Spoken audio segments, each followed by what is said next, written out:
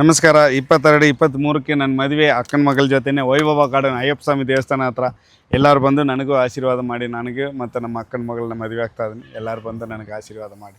ಜೈ ಹಿಂದ್, ಜೈ ಕರ್ನಾಟಕ.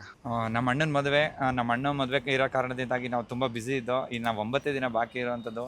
ಅದರಲ್ಲೂ ಕೂಡ ಒಂದು ಫೋನ್ ಬರುತ್ತೆ ಅಣ್ಣಂಗೆ. ಅಣ್ಣ ನಮಗೆ ತಿರ್ಗಾ ಫೋನ್ ಮಾಡ್ತಾರೆ. ನಮಗೆಲ್ಲ ಹೊರಗಡೆ ಇರ್ತೀವಿ. ನಾನು ಟೀಚರಾಗಿ ಕೆಲಸ ಮಾಡ್ತೀನಿ, ಯೂಟ್ಯೂಬರು. ನನ್ನ ತಮ್ಮ ವರ್ಕ್ ಮಾಡ್ತಾನೆ, ನಮ್ಮ ಭಾವ ಇದು ಮಾಡ್ತಾರೆ. ಅದರಿಂದ ನಾವು ವರ್ಕಲ್ಲಿ ಇರೋದ್ರಿಂದ ನಾವೆಲ್ಲ ಬ್ಯುಸಿ ಇರ್ತೀವಿ. ಮದುವೆ ಇದರಲ್ಲಿ ಕಾಲ್ ಬಂದಿದ್ದರಿಂದ ಅಣ್ಣ ಇದೆಲ್ಲ ಇವಾಗ ಬೇಕಾ ಅಂತಂದಾಗ ಇಲ್ಲಪ್ಪ ಹಂಗೆಲ್ಲ ಮಾಡೋದು ಬೇಡ, ನಾನು ಕರ್ನಾಟಕದ ಜನತೆಗೋಸ್ಕರ ಬದುಕಿರೋ ಅಂತನೋ ಅಲ್ಲಿ ಬಿದ್ದಿರೋದು ನಿಂತರ ನನ್ನ ತಮ್ಮನೇ, ಹೋಗೋಣ ನೆಡ್ರಿ ಅಂತ ಅಂದ್ಬಿಟ್ಟು ಇಮಿಡಿಯೇಟಾಗಿ ನಾವೇನು ಮಾಡ್ತೀವಿ ಎಲ್ಲ ಬಂದು ಪ್ರಿಪ್ರೇಷನ್ ಮಾಡ್ಕೊತೀವಿ. ಒಂದು ರೋಪು ಕೂಡ ಶಾರ್ಟೇಜ್ ಇರುತ್ತೆ. ಅದು ಪ್ರವೀಣ್ ಅಣ್ಣ ನಮಗೆ ಬೆಂಗಳೂರಿಂದ ಹಾಕಿರ್ತಾರೆ. ಇವಾಗ ಬೆಳಗಿನ ಜಾವ 6 ಗಂಟೆಲಿ ಬಂದು ನಮಗೆ ಅದು ತಲುಪುತ್ತೆ. ಅದನ್ನೆಲ್ಲ ಪ್ರಿಪ್ರೇಷನ್ ಮಾಡಿಕೊಂಡು ರಾತ್ರಿ 1 ಗಂಟೆ ಇದನ್ನೆಲ್ಲ ನಿಮ್ಮ ಮೀಡಿಯಾ ಮುಖಾಂತರ ಏನೇನು ಅಪ್ಡೇಟ್ ಮಾಡಿರ್ತೀರೋ ಅದನ್ನೆಲ್ಲ ನಾವು ನೋಡಿರ್ತೀವಿ. ರಾತ್ರಿ ಕೂತ್ಕೊಂಡು ಒಬ್ರು ಅಪ್ಡೇಟ್ ತೊಗೊಂಡು ಅದನ್ನು ಇದು ಮಾಡ್ಕೊಂಡು ಅಣ್ಣನ ಹತ್ರ ಈಗ ಬರಬೇಕಾದ್ರೆ ಕಾರಲ್ಲಿ ನಾವು ಎಕ್ಸ್ಪ್ಲೇನ್ ಮಾಡ್ಕೊಂಬರ್ತೀವಿ. ಅಣ್ಣ ಈ ಥರ ಶಾಂತಲ ಡ್ರಾಪಲ್ಲಿ ಈ ಥರ ಕೂತಿರ್ತಾರಂತೆ, ಒಬ್ಬರು ಯಾರೋ ಲೇಡಿ ಹೇಳ್ತಾರಂತೆ ಈ ಥರ ಇದೆ, ಆಮೇಲೆ ಈ ಥರದವರೆಲ್ಲ ತಂಡದವರು ಇದ್ದಾರೆ ಅಂತ ಎಲ್ಲ ಹೇಳಿರ್ತೀವಿ. ಯಾಕಂದರೆ ಅಣ್ಣ ಕೆಲವೊಂದು ಫೋನು ಮತ್ತೊಂದರಲ್ಲಿ ಬ್ಯುಸಿ ಇರ್ತಾರೆ.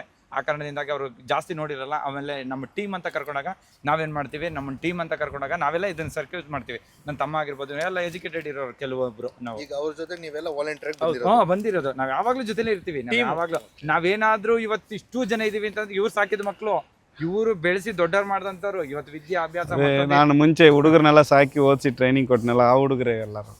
ಆದರೆ ಎಲ್ಲ ಕರ್ನಾಟಕ ಜನತೆ ಸಪೋರ್ಟಿಂದಲೇ ನಾವು ಇಷ್ಟೊಂದು ಬೆಳೆದಿರೋದು, ಉದ್ದ ಆಗಿರೋದು, ಇಷ್ಟೊಂದು ದೊಡ್ಡದಾಗಿರೋದು. ಓಕೆನಾ? ಅದರಿಂದ ಕರ್ನಾಟಕದ ಜನತೆಗೆ ಎಲ್ಲರಿಗೂ ಮನವಿ, ನಮ್ಮ ಅಣ್ಣನ ಮದುವೆಗೆ ಬಂದು ಆಶೀರ್ವಾದ ಮಾಡಿ ಎಲ್ರಿಗೂ ಮನವಿ ಮಾಡ್ತೀವಿ, ಹೇಳ್ತೀವಿ. ಧನ್ಯವಾದಗಳು.